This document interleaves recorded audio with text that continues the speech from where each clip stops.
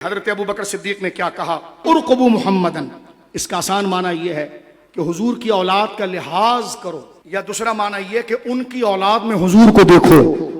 مراقبے کا معنی ہوتا ہے حفاظت۔ یہ بڑے کرامتی لوگ ہیں۔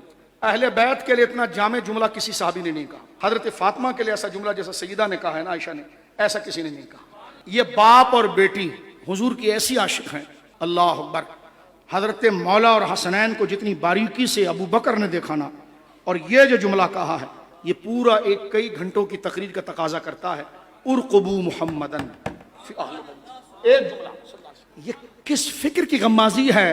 اتنا باریک مشاہدہ صحابہ میں کسی نے اہل بیت کا نہیں کیا جو ابو بکر نے کیا۔ اور سیدہ زہرا پاک کے لیے جو حضرت عائشہ کے جملے ہیں کہ چلنے میں، بیٹھنے میں، بولنے میں، حیا میں، کہتے ہیں زہرا پاک آتی تھی تو اگر ہم کوئی کام کر رہے ہوں اور زہرا پاک آئے تو ہمیں آہٹ لگتا تھا جیسے رسول اللہ آ رہے ہیں۔ یہ جملے جن خواتین نے سیدہ پاک کو دیکھا، یہ جملہ کوئی نہیں لا سکا جو جملہ سیدہ عائشہ لائی ہیں۔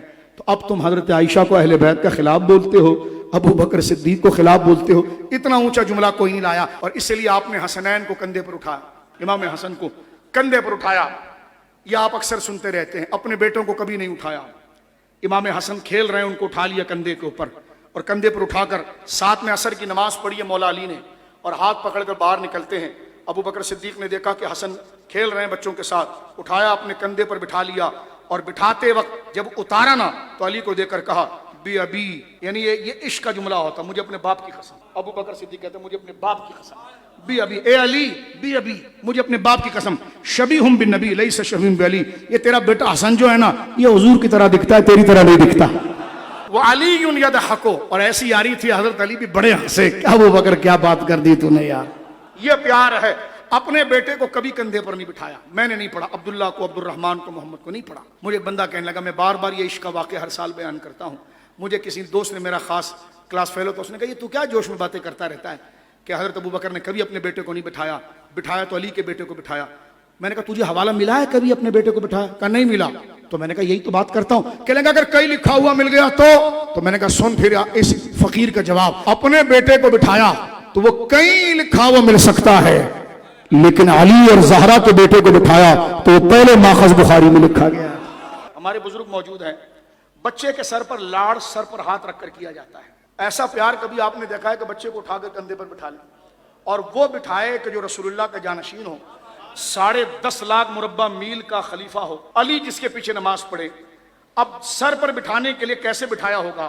پہلے ابو بکر بیٹھ گئے ہوں گے، لیکن صدیق کی فنائیت دیکھیے، رسول اللہ کا جانشین ہے، بعد پیغمبر، سب سے افضل ہے انبیاء کے بعد، لیکن ان کے ساری عشق دیکھیے۔ حضرت حسن کو دیکھا تو آواز دے کر بلایا نہیں، خود چل کر گئے، سر پر ہاتھ نہیں رکھا، خود بیٹھ گئے، اور امام حسن کو اٹھا کے ایسے سر پر بٹھا۔ کبھی پریکٹیکل کر کے اپنے بچے کو بٹھانا، لیکن بٹھانا جب تو نے پگڑی پہنی ہوئی ہو تو تیری پگڑی یوں ہو جائے گی، تو یقیناً صدیق کی پگڑی مبارک تھوڑی ہلی بھی ہوگی۔ اور حضرت حسین پاک کھیل رہے تھے تو پاؤں کی خاک آپ کے کپڑوں پر بھی لگی ہوگی، تو صدیق کی آواز کانوں میں آتی، چپ کر، زہرا کا بیٹا ہے، علی کا بیٹا ہے۔ میں نے کہا حضور صدیق پاک سر پر ہاتھ رکھ دیتے، سر پر کیوں بٹھایا؟ فرمایا میرا بیٹا ہوتا تو ہاتھ سر پر رکھتا، بیٹا علی کا تھا تو سر پر بٹھایا ہے۔